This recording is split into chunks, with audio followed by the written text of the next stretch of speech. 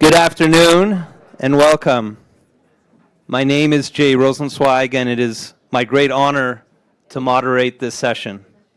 As a passionate social impact entrepreneur who has been fighting for the equal rights of women in business and beyond, and in my role as board chair of the Raoul Wallenberg Center for Human Rights, which is dedicated to the promotion and protection of human rights for all, I believe the topic before us is a critical one.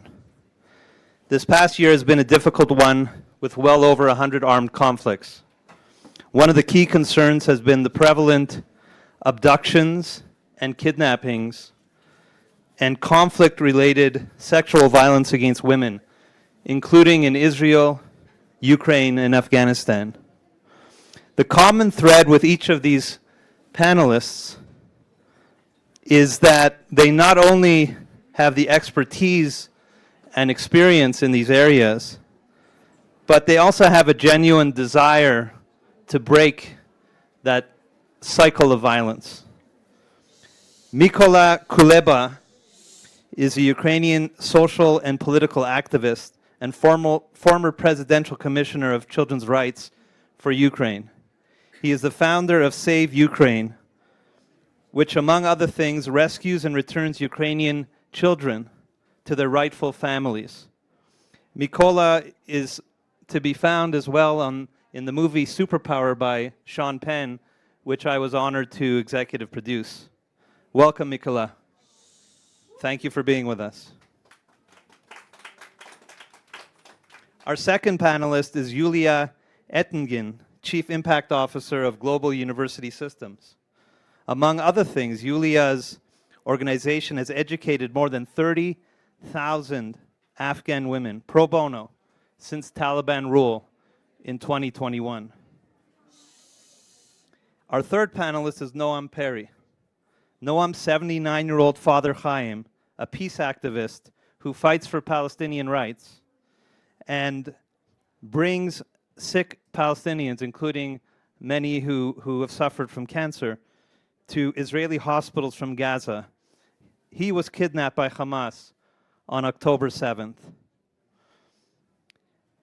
We have been advocating with Noam, and she's been going all around the world to advocate not only for her dad, but also for all of the hostages.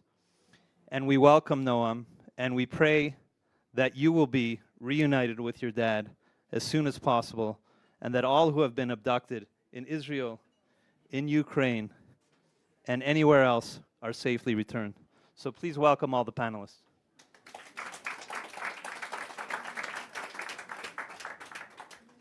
I'll start with a question for Mykola. Women and children and the most vulnerable innocents have always suffered in conflict zones and in war. But do you believe they are now more often targeted as a purposeful strategy rather than an unfortunate consequence of war? I ask this because it certainly seems to have been the case in Ukraine, for example, and also in the October 7th attack and atrocities. Thank you. It is so important for us to raise awareness about Ukrainian children and about what happened, because I don't want to shock you that, oh, somebody crazy, you want to kill them. And I receiving many questions, why Putin needs children? Why? Because you have to care, you have to feed them, you have to do something with them. But we have to go deeper to our history, to annihilate our identity. He wants to forcibly transfer them. It is a strategy. You ask me about strategy. First, it's to kidnap. Then, it is Russian propaganda. It is a pure poison. It is a poison. If you will live there, you could be indoctrinated very fast. But what about kids? They could be indoctrinated for 1, 2, 3 months. I will tell you about how they doing this.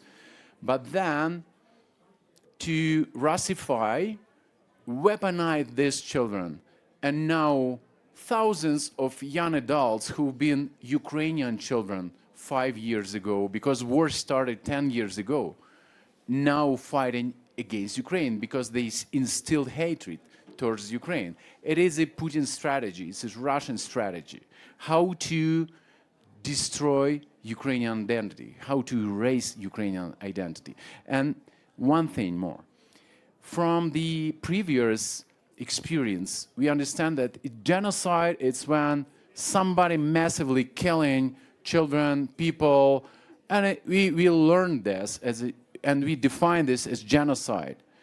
Now you no need massively kill. You cannot kill massively anybody, because whole the world will stand, will protect, and about innocent children, it's almost impossible to kill millions of children. It's easier to invade a country, to kidnap these children, indoctrinate them, and turn them to be Russian. Yeah, it is a Putin strategy, and it is genocide. We have to learn this from these lessons. It is genocide what Russia doing now with Ukrainian population, especially with children. Thank you. And I will share with you, if you haven't seen it, our Raoul Wallenberg analysis of the Russian Federation's breaches of the Genocide Convention. Noam, what message would you like to convey to global leaders about the importance of resolving this hostage crisis humanely and swiftly? That's a great question, because I think it might not be clear what we have to do here in Davos, speaking to all of you. We are the hostages' families, and I am for my father going around the world, talking with world leaders, with governments, with our own governments. That, may be the obvious. But it's important for us to speak to everyone of you, so we'll have more and more influential people, specifically who really knows the story. Because we know that this, from afar, it might look complex, but in reality, it's not complex at all. When you look me in the eyes and I tell you that my father, who's almost 80 years old, was dragged from his own home, and he's been kept in tunnels in Gaza for 104 days without proper conditions, to say the least, without enough food, without enough oxygen, without his medication. He has a heart disease. He's dependent on medication. So it's hard to explain this in any other way than a crime against humanity. And I come from a community who suffered a lot on October 7th, who has undergone a massive massacre. 1 out of 4 people of my community was either murdered or abducted.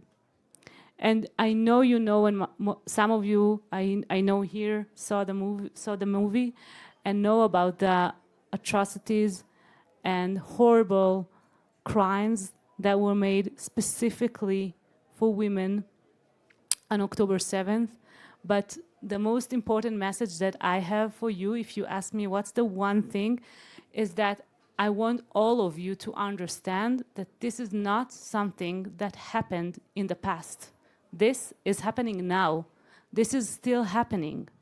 136 people, including my father, including 16 young women, and 2 kids, are still kept in tunnels under the Gaza Strip. And we know for sure from testimonies of some of them who came back that some of them are continuously undergoing abuse, rape, sexual abuse. So this is an ongoing event. We cannot treat this as a horrible event that happened on October 7th. This is happening now, and we came here to tell all of you that each and every one of us should ask himself what he can do now, just immediately after our talk now, to help solve this issue? Thank you, Noam. One of the reasons, as I say, I felt it was really important to have this panel is because, as I mentioned earlier, there's a common thread here of abduction, of abduction of the vulnerable, and we all need to stand together.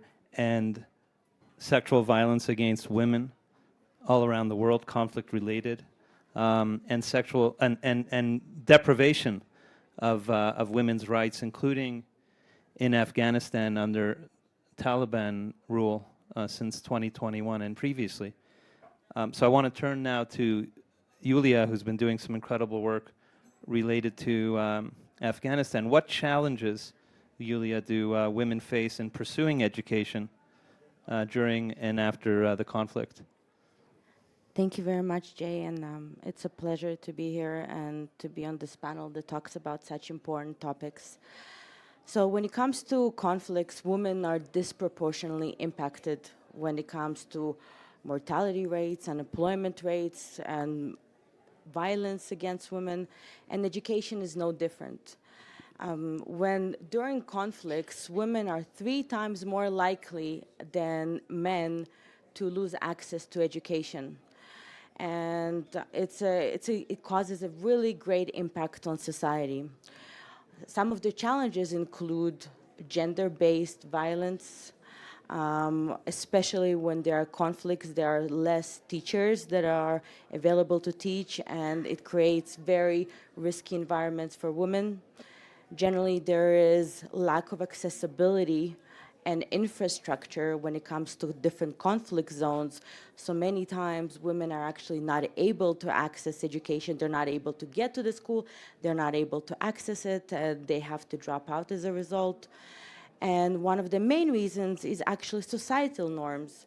So when it comes to different conflicts, so women are the ones that actually have to take on the domestic and the unpaid labor, and they have to make sure that their families is okay, that their families are okay. And in the end, they're the ones that are suffering, because when they don't have access to education, they many times have to resort to arranged marriage.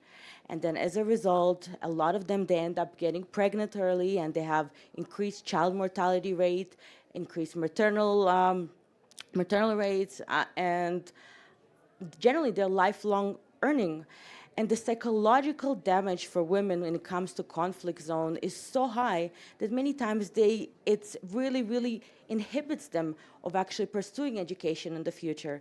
And we all know that education is a solution for women, for the society to actually improve. And women help each other. When women kick down doors, they open the doors to other women, and society thrives. So having lack of access to education in this conflict in these different conflicts is a great impact on the whole world. Thank you. As I continue to think about what to ask you, Mykola, I have so many questions I can ask, but I feel that it's important to maybe return to a similar question that I asked Noam. Our organization has been working with the chief prosecutor of the International Criminal Court. There's been charges laid against Putin for the crime of abduction of children and the prosecutor general of Ukraine. But what would you say to the global leaders of our world, to the global community, in terms of the urgency of this matter and what must be done? Because there's a lot of talk, but I think we need a lot more action. You totally right. Action is a key word, because we don't need just express concerns, because if something happened with our own kids, Right. yeah, I'm very often hear from different people, oh, if somebody touch my child, I'm ready to kill that person. Yeah, but if somebody come to your home, rape your wife, steal your kids, and how you can keep silence and express concerns? Right. Oh, yeah, maybe it's bad, but let's think how to help you. No, we have to immediately act and do something.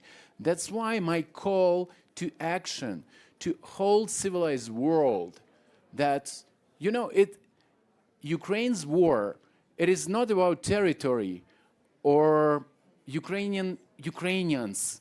It's about humanity. It's about if we are ready to protect innocent children from that crazy people who want to rape them, who want to kill them.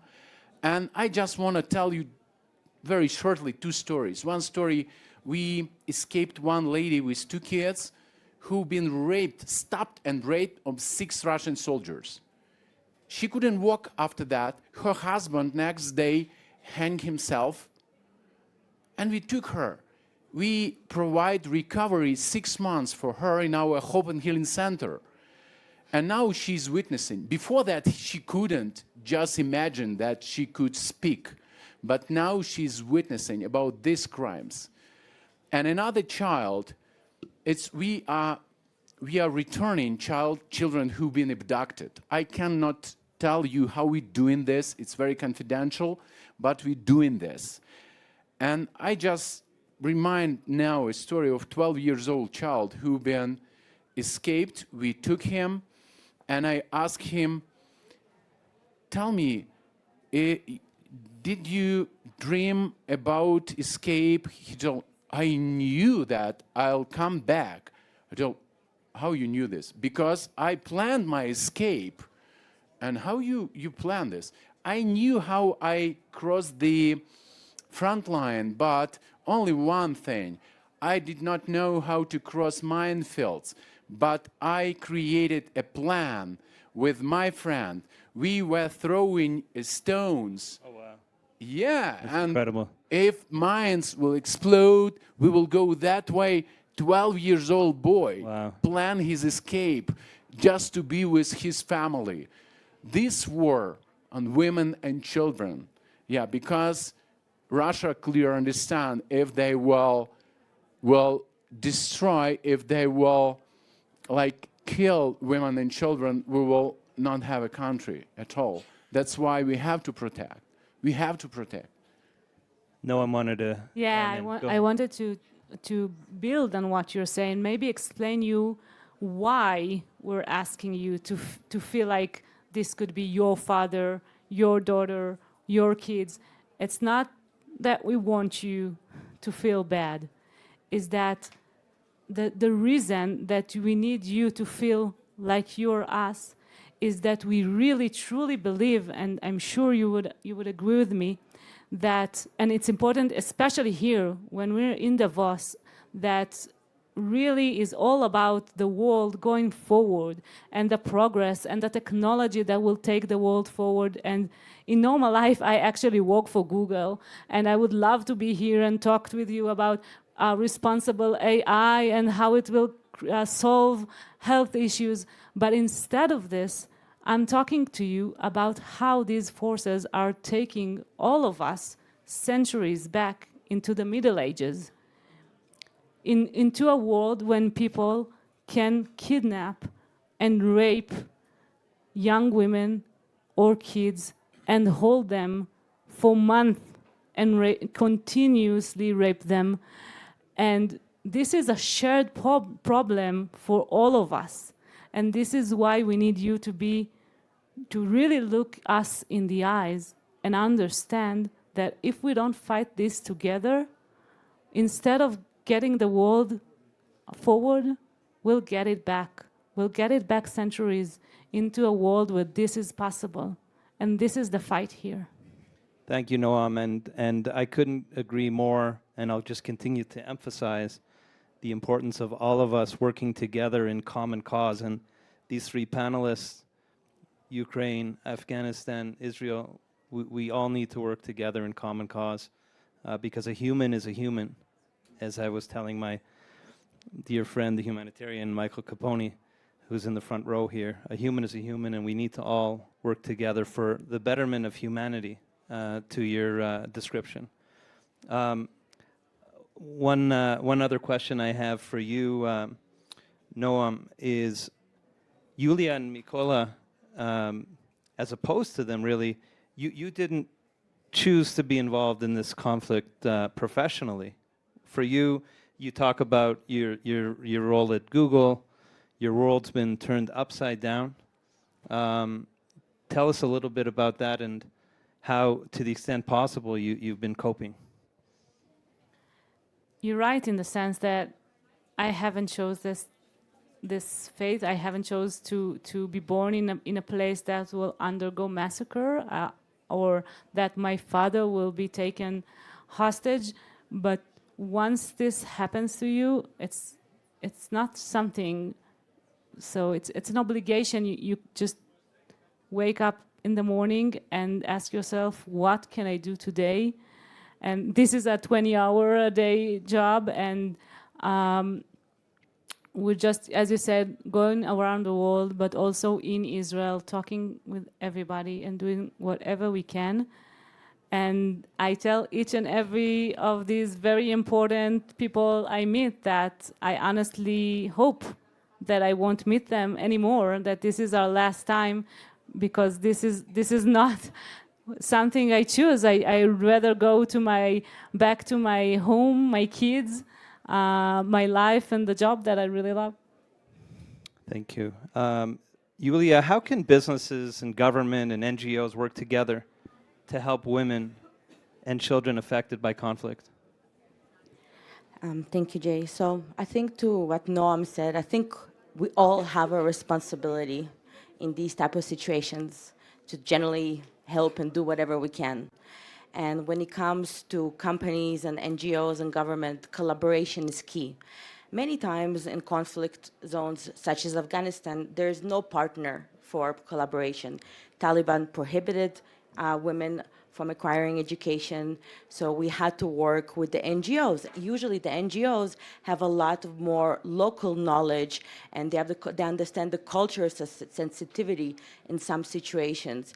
So by partnering and forging joint ventures, you can create culturally sensitive, context-specific partnerships and programs that can help to improve access to education. And as Jay said, we are now teaching 30,000 women in Afghanistan, and we can see that it really gives them the skills and the confidence to help to contribute meaningful in society, even against all odds. So there's many things that can be done, and by building local capacity and by teaching women to the skills so they can also become entrepreneurs if they can't get a job, and by providing a vocational education that is very specific to their cultural context. There's a lot that can be done with cooperation, and it's very important that everybody do whatever they can to help women and children. Thank you, Yuliya. As I mentioned at the outset, we live at a time of unprecedented armed conflict affecting millions around the globe. Sitting in a place like this, peaceful, tranquil Switzerland, or in my own home country of Canada, it can often be too easy to forget the plight of the young children and women and elderly who have been abducted, and women who have been victims of criminal violence and suppression and exploitation. I want to tip my hat off to Shelley Zalis and her team at Female Quotient for really bringing this issue to the forefront. And I want to thank our three panelists, Mykola, Kuleba, Yuliya, Etingen, Noam, Peri, for being with us today and for reminding us that we cannot look away when the rights of others are being violated. And it just so happens that this past week, it was Martin Luther King Jr. Day, as well as Raoul Wallenberg Day, two real heroes of humanity. And it reminds me of some of the things that they've taught us. As Martin Luther King Jr. said, while the arc of the moral universe is long, it bends towards justice. And as Raoul Wallenberg, when asked why he put his life on the line when he had no skin in the game at all to save others, he said, "To me, there is no other choice." So let's keep fighting for what is just and for what is right. And thank you, everyone. Good afternoon, and peace. Peace to all of us. And one more sentence, guys. Go ahead. One go more ahead. sentence. Please, please. Guys, you are that people who can fight. Your voice is valuable.